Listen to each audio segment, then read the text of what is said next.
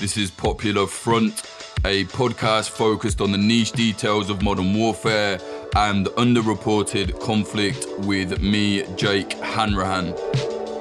Today we're speaking to Dr. Olayinka Ajala. He's a senior lecturer in politics and international relations at Leeds Beckett University. He's going to be talking to us about the military coup in Niger. He's going to tell us about the people behind the coup, the possibility that other African countries are going to launch military intervention into Niger in response to the coup, and also about the West and Russia's role in all of this. If you like what we're doing here at Popular Front, support us at patreon.com/popularfront for lots of extra stuff.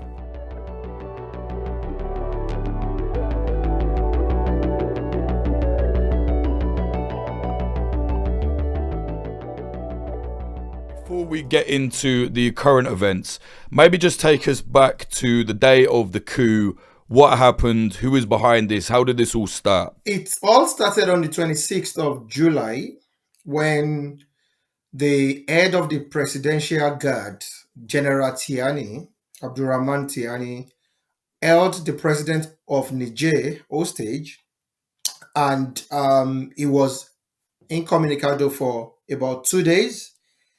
And within this period, nobody knew what was happening before they eventually declared that the military have taken over the government. So for context, the Presidential Guard is like a special unit within the military. So they are largely independent, they're very well armed and well resourced and equipped. And they are in charge of protecting the presidency and other vital installations within the country. So it took about 2 days before the military of Niger also then put their weight behind the coup, because initially it was carried out by the head of the Presidential Guard. And that was how it all started. And up till now, the president has not been restored. And how much communication does the Presidential Guard and the military have usually, like before this coup? Obviously now they're very much working together. But how hand in hand were they before all this? Yeah, they used to work hand in hand because they are obviously part of the military, but it's like a special unit, and they report directly to the presidency. So the head of the Presidential Guard does not report to the head of the military. Obviously, when there are things they need to do together, they come together to work. But in terms of direct line of reporting, it reports directly to the presidency. But they also work together, especially because they are also involved in guiding other sensitive or vital installations within the country. I see. And they launched this coup. I saw they were on the TV. It was all very kind of textbook in the way that you would see a traditional military coup.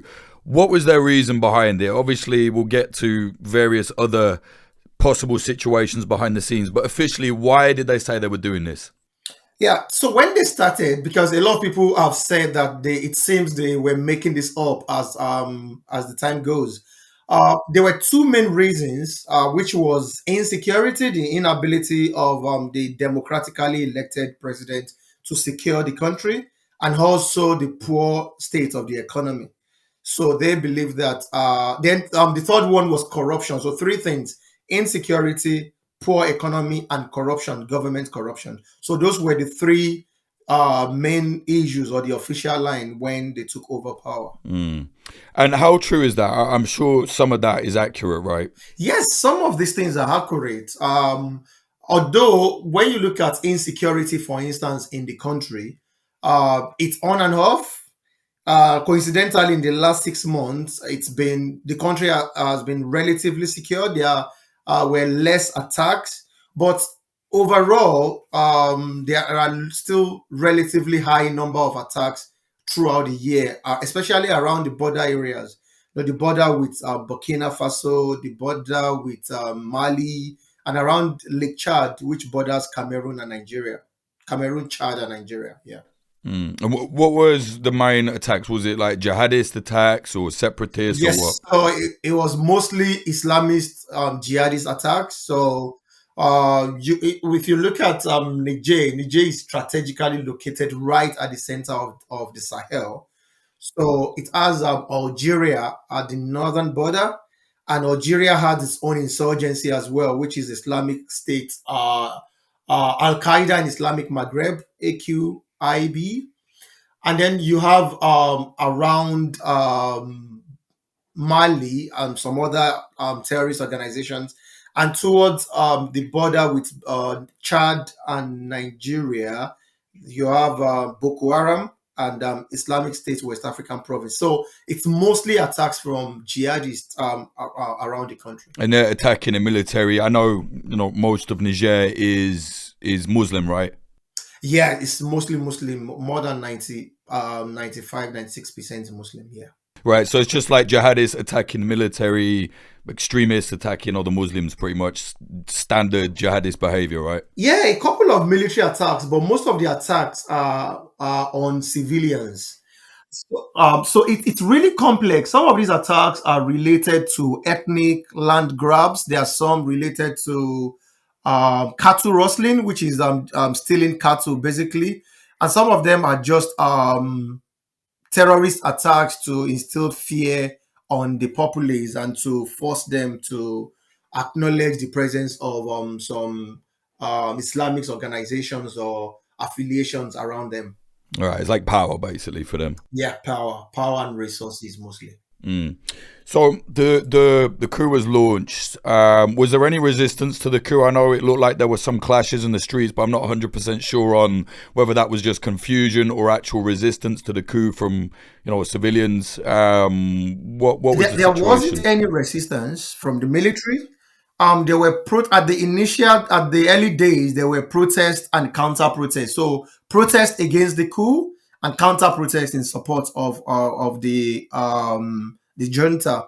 But after like a week, they were able to subdue every protest against the coup, but they still allowed protests in support of the coup. So we mostly see protests in support of the coup since the beginning of August. When you say they kind of stopped the protests against the coup, what were they doing? Were they just shooting people or arresting them or what? They tried as much as possible not to kill anyone, so there have not been reports of anyone killed. So they've used mostly tear gas to disperse any gathering against the coup. So there have not been any reports of live ammunitions. At some point, they shoot into the air to scare people, but we've not recorded any deaths as a result of this protest. So how in favor are people of the coup? There was obviously, like you said, there's people against the junta, people in favor of the junta.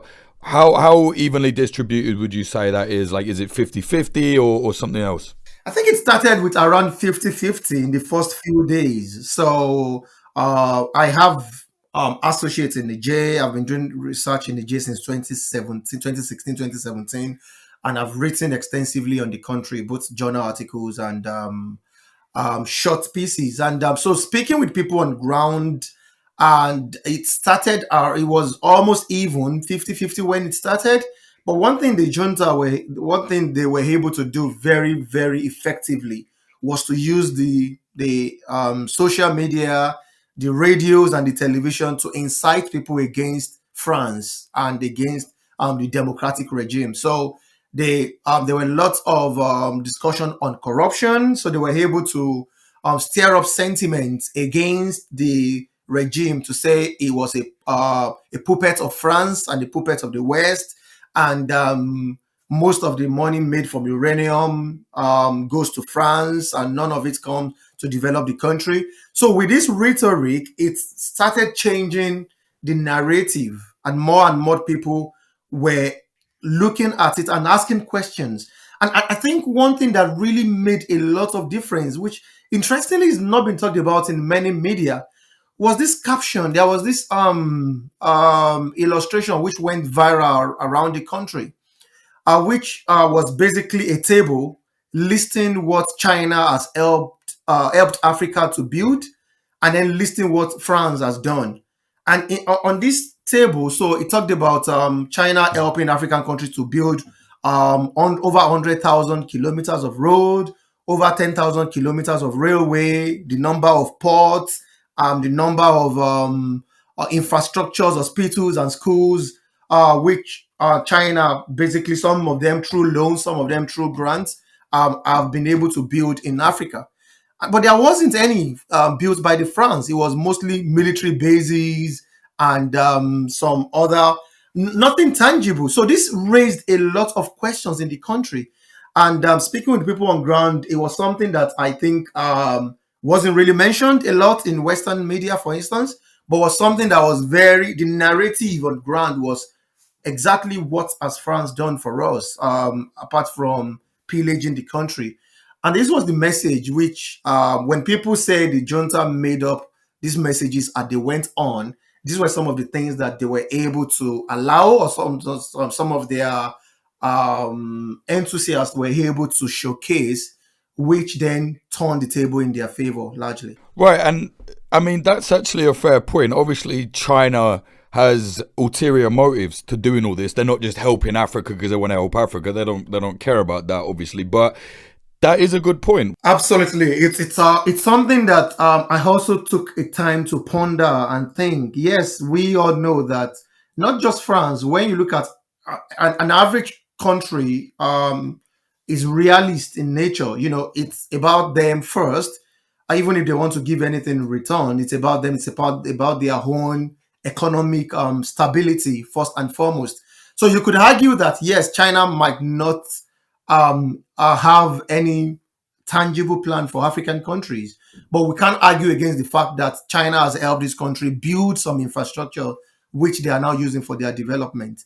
But it's difficult to then point out to say, well, France facilitated 3 or 2,000 kilometers of railway from Senegal to Chad, for instance. So there's nothing like that, which you can easily say, well, China has been able to help them do. So regardless of what the underlying intention is, there are visible projects, and these are the things people see.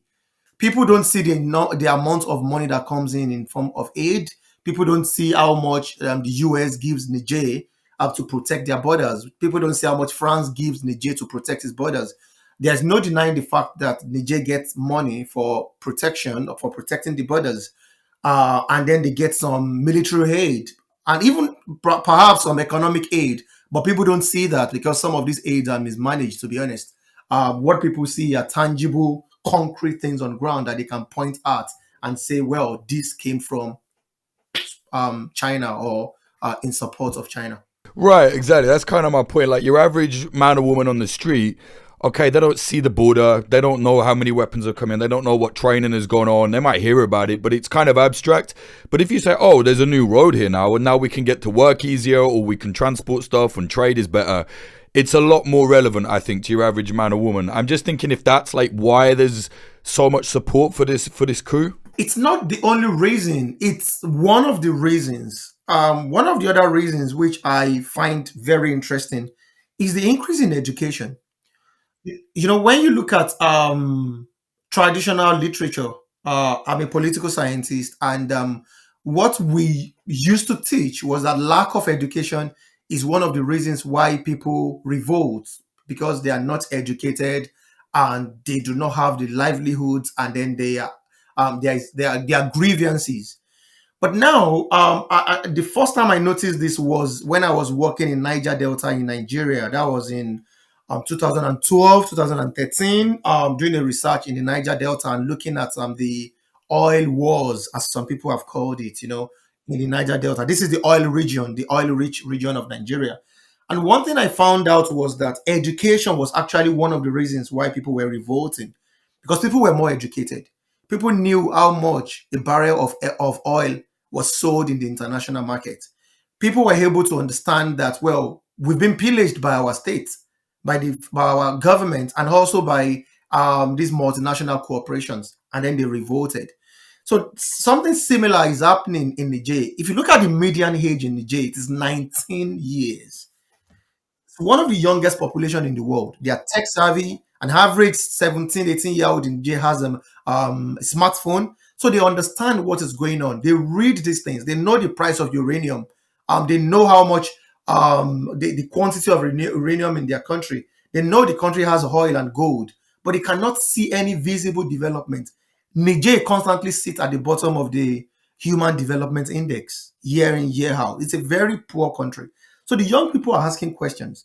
So it's easy for the military to then spin this narrative, which would resonate with the young people, and then increase the agitation against France.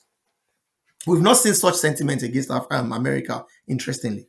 I think that's such a great point. There's often this kind of perception, particularly in the more elitist Western style news reporting, that people that don't understand riot, people that are just angry riot. Well, no, like you said, people get smart and they realize, like, hang on, this isn't fair, particularly in Africa. I mean, look at the history of the country as well.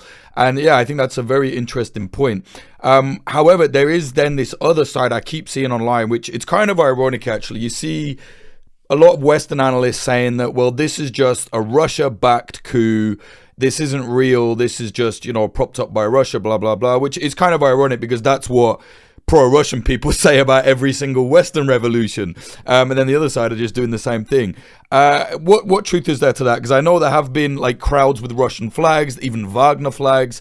Now, that doesn't mean, it's a Russian coup. It means someone has latched on to something that they see as helping them. I get that. But what's the reality here? What's going on with that side of things? Well, the truth is there is no evidence to suggest that Russia has any hand in this coup. And strategically, it's not in Russia's interest. Initially, I've said this on several platforms, on some other newspaper and TV interviews I've done. And we need to look at this thing comprehensively. Russia, at the moment, is weakened. When you look at the allies of Russia, Africa is the only region where Russia still have a lot of allies. Many of the countries, almost half of African countries, have actually been neutral, in whatever way we describe neutral, in relation to the war between Russia and Ukraine. So when you look at that, it shows that many of these countries are not willing to sever their relationships with Russia. So they believe that, well, it's still an alternative to the West in some ways or in some form. So strategically, it would be naive of Russia to support a coup in Niger because they would lose allies. Just this morning, we've read that African Union has officially suspended Niger. So it would not be in the interest of Russia in the short term. I think I need to clarify that in the short term to support this, to support the coupists or to support this coup, because they would lose allies in Africa. Many African countries, most African countries are unanimous in condemning this because many of us believe that democracy is still the way forward. I've lived under military in Nigeria for years and years, and I know what it was like. I wouldn't wish that to happen to any country again because there is no rule of law. So now, if Russia is seen or Russia primarily support this, they will lose ally or they might lose allies in Africa because many countries in Africa. So it's not in their interest in the short term. And that's why you see that even Russia has been saying they want a return to democracy. That's the first reason. Secondly, Russia understands that America and France are very well entrenched in Niger. So they won't want, at the moment, they are picking their fight. So it's not in their interest in the short term. But in the long term, it will favor Russia. Because we've seen, when you analyze the relationship between Russia and other African countries, you will understand that it's been very strategic. I'll give you an example of Nigeria. Nigeria returned to independence in 1999. And from around 2002, 3, thereabouts, Nigeria has had issues with insurgencies, Boko Haram most notably. But from 2007-8, when Nigeria began the active fight against insurgency, Nigeria did not buy a single bullet from Russia. until 2015. So in 2015, there was an Amnesty International report which stated gross human rights abuse by the Nigerian military.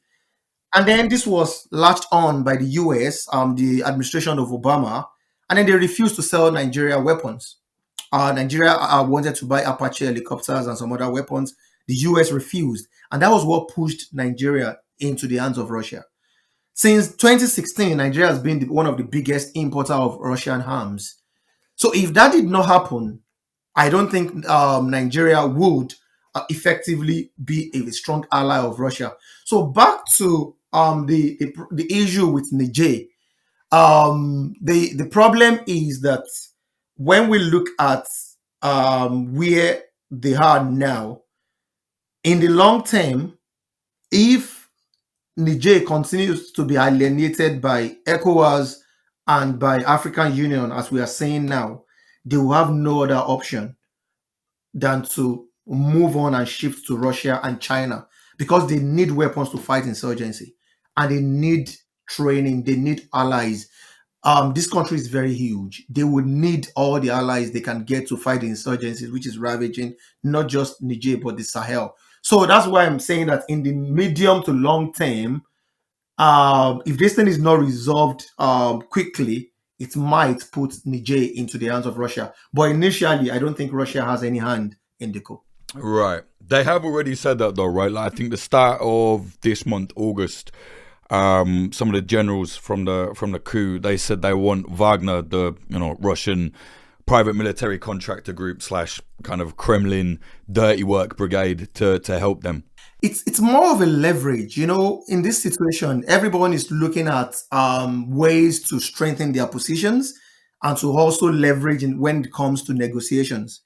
So saying that would obviously put the threat of military intervention proposed by ECOWAS on the back line because they won't want a confrontation with Russia directly or indirectly.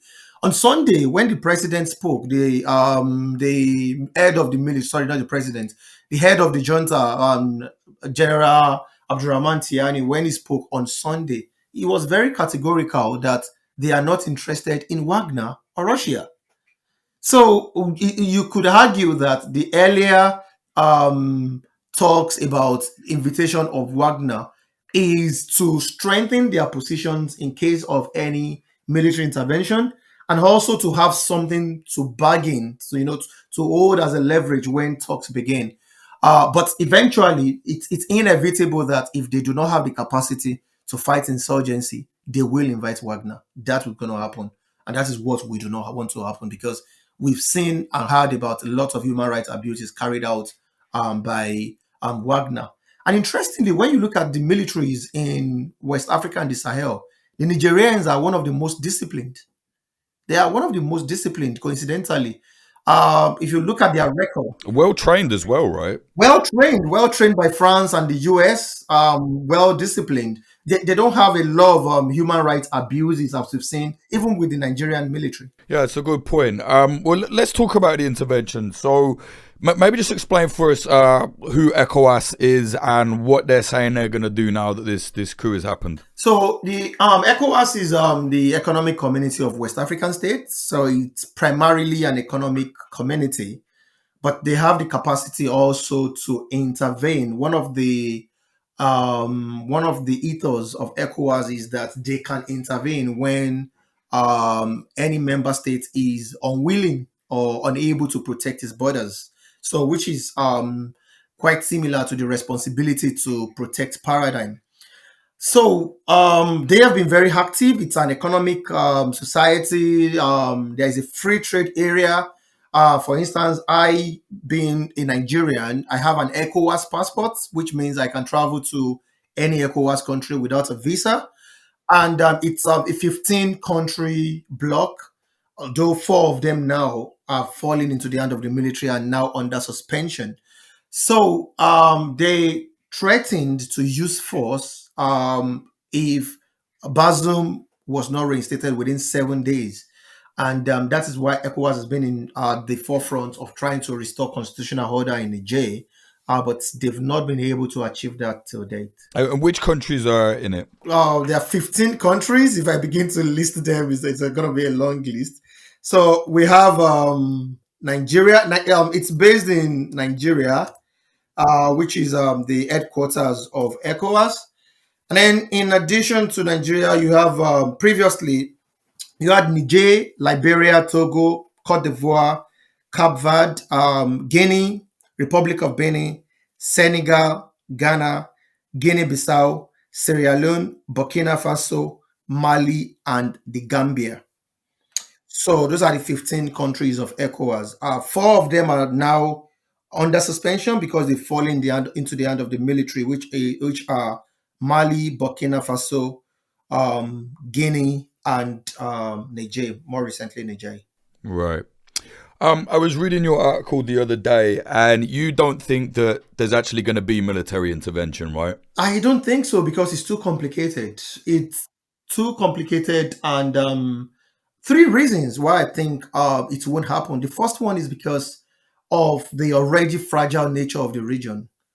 As I said, Niger sits right at the center of the Sahel and is very strategic. So most of the countries surrounding Niger are already in precarious situations. So if you look at Libya, for instance, just at the northern border, you have Nigeria at the southern border, you have Burkina Faso and Mali at the southwestern borders. So these countries are countries that are having varying degrees of insurgencies. So any military intervention, if met with counter force, or if it is countered by the J, would result in an all-out war. And the only winners in this situation would be the insurgent groups. So that's one. Second reason is because of the large numbers of potential large numbers of refugees, which will be flowing into these countries if they are in the case of any form of war. So that will be very strategic. And we've seen senators from Nigeria strongly opposed to this. There are 109 senators in Nigeria, and 59 of them have voted not to support military, have indicated that they will not vote to support military action. So it will make it very difficult for Nigeria to lead a military action because Nigeria is the biggest country in ECOWAS and also the biggest funder.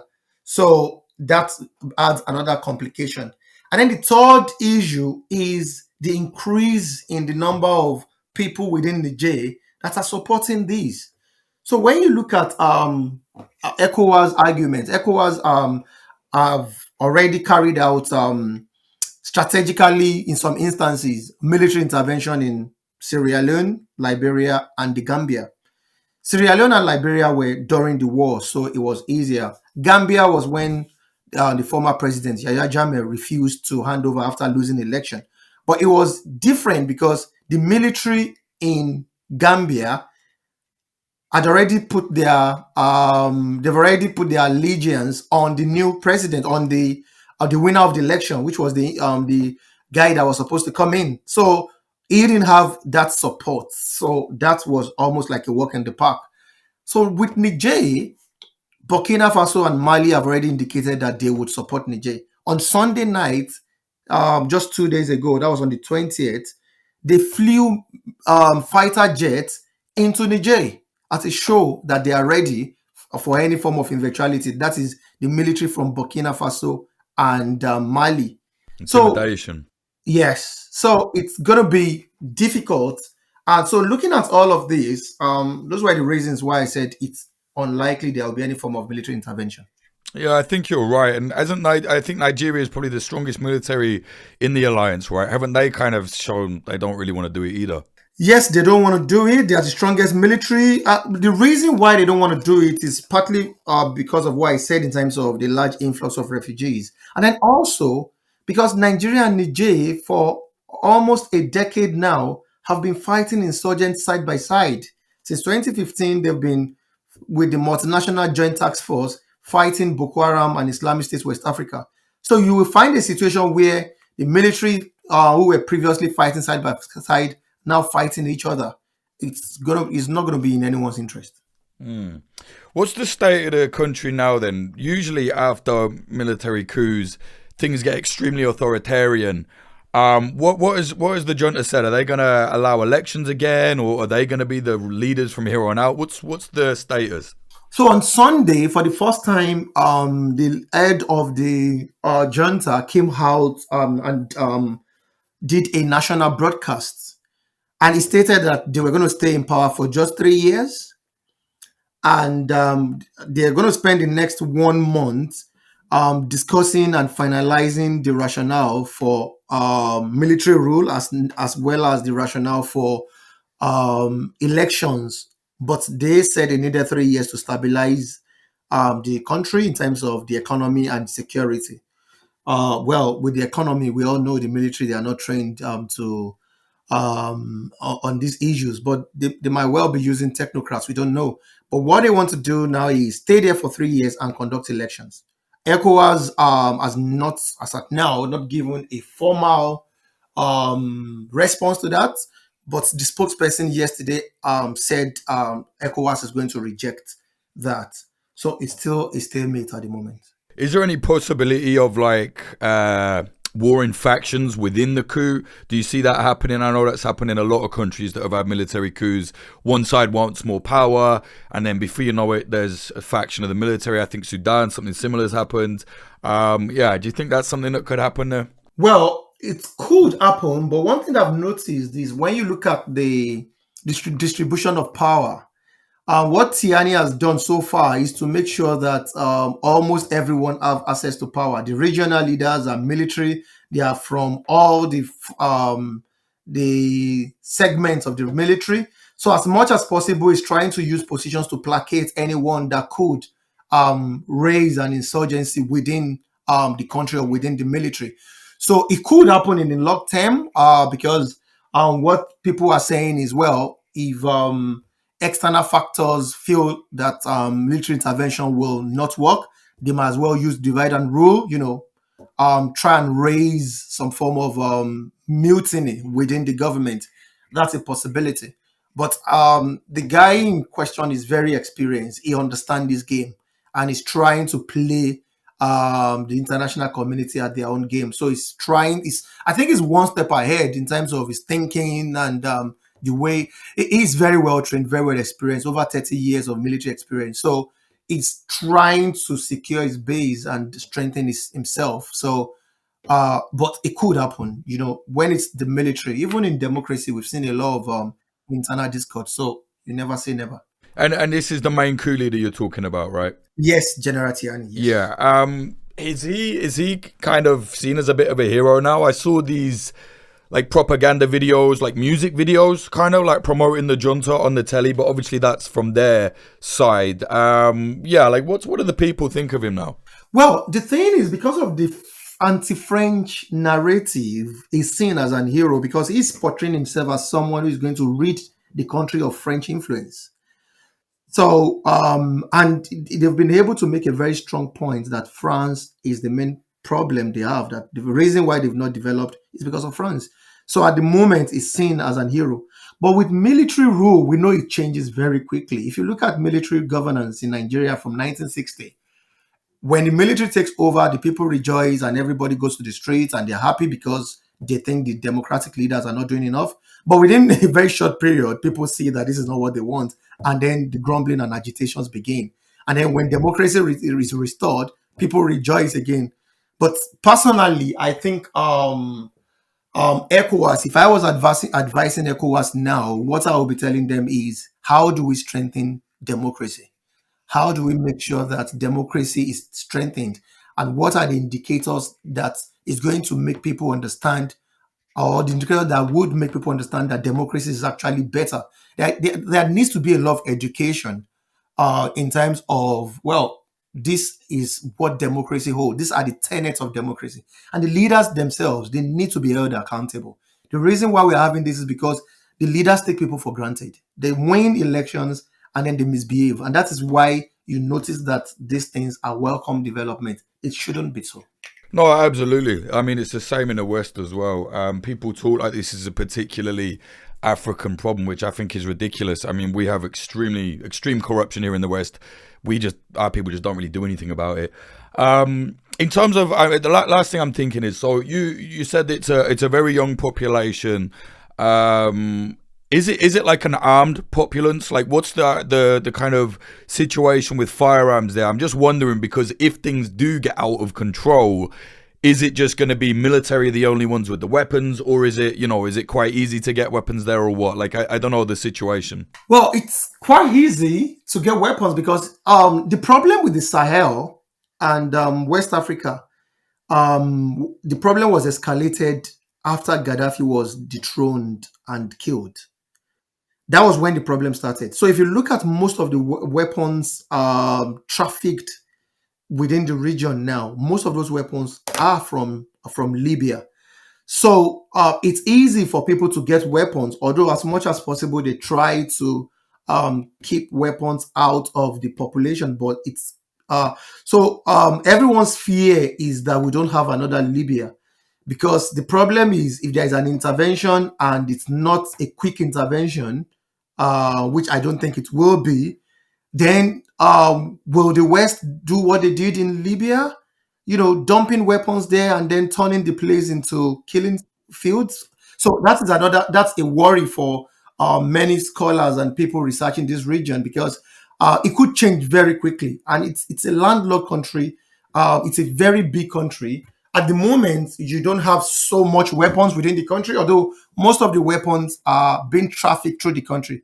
But the average Nigerian would not have money to buy an AK-47. But if there is any incursion or any problem, it's very easy to load these countries with weapons, and then this would become a problem. It was interesting on Sunday, a group within the country decided to sign up people for the military, and they couldn't do it because there were so many people.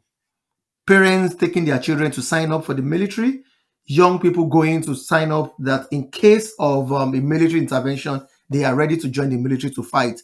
So these are some of the indications that it's going to be very messy, any form of military intervention, and this should be avoided by all means. Absolutely. Thanks very much for your time. That was incredibly interesting and a lot more insightful than what I've seen on the news as of late.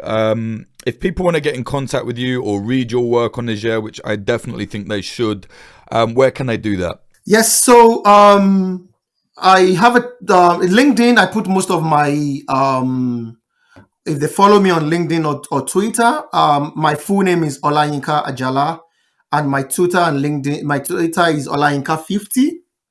And then if you just Google my name, a lot of my work would come up. So, and then there's also my email address. I can send that to you as well. So you have my email anyway. So people can contact me via email as well. I'm happy to answer questions and send some of these materials. Brilliant. Thank you so much. Really appreciate that. Thank you for contacting me, and it's been a nice discussion.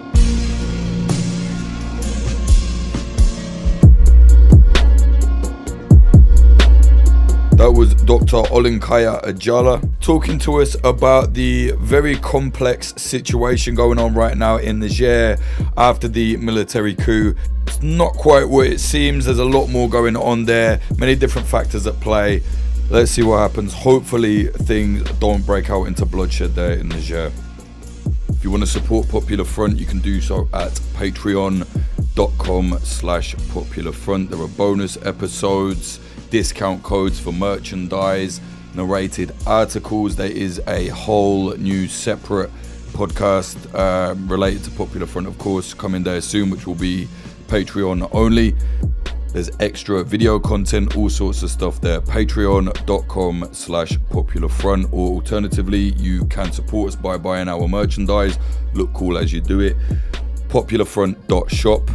You will see there the pre-orders now for our new magazine. This is not the zine. This is a much more professional A1 magazine. This will be coming out in shops across Europe and the US as well. If you want to get it first, popularfront.shop. You can pre-order it. It will arrive next month.